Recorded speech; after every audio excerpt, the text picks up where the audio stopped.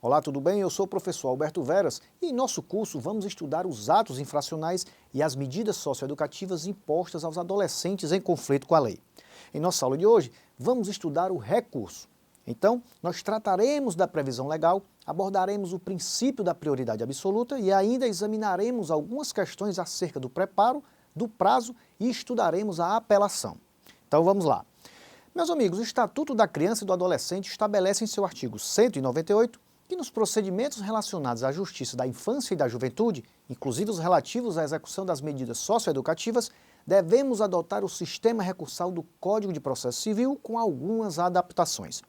Com isso, nós temos que o objetivo da aplicação das medidas socioeducativas destinadas àqueles adolescentes em conflito com a lei não possui natureza jurídica de pena, mas sim de natureza jurídica pedagógica. Nesse estudo dos recursos, é muito importante que seja observado o princípio da prioridade absoluta e, assim, devemos observar o Estatuto da Criança e Adolescente em seu artigo 152, parágrafo 1º.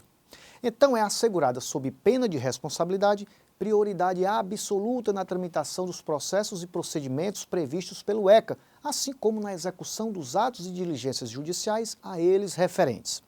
E tem mais, terão prioridade de tramitação em qualquer juízo ou tribunal os procedimentos judiciais regulados pelo ECA. No que diz respeito ao preparo, o ECA diz em seu artigo 198, inciso 1, que os recursos serão interpostos independentemente de preparo.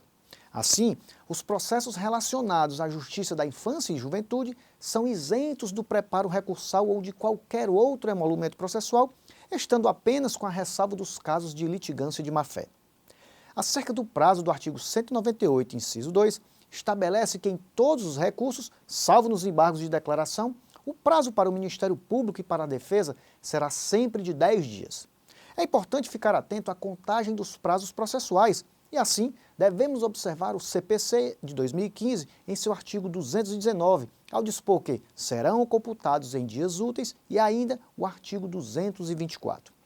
Então, conforme o novo CPC, os prazos recursais para interpor o recurso e apresentar as contrarrazões serão de 10 dias úteis, contados-se, excluindo-se o dia do começo e incluindo o do vencimento.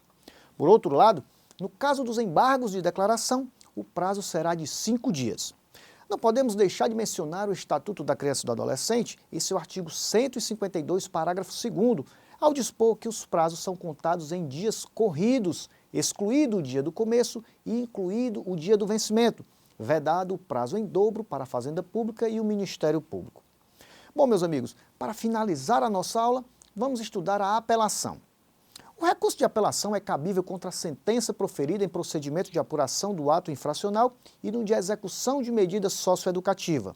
Deve ser interposto perante o próprio juízo que aplicou a sentença mediante o protocolo de petição de interposição e com as devidas razões recursais. A apelação é, em regra, recebida em efeito devolutivo, mas conforme o artigo 215 do ECA, o juiz pode conferir efeito suspensivo aos recursos para evitar dano irreparável à parte. Mas cuidado, pois em regra não existe efeito suspensivo devido à interposição de recurso de apelação contra sentença que determina a aplicação de medida socioeducativa ao adolescente.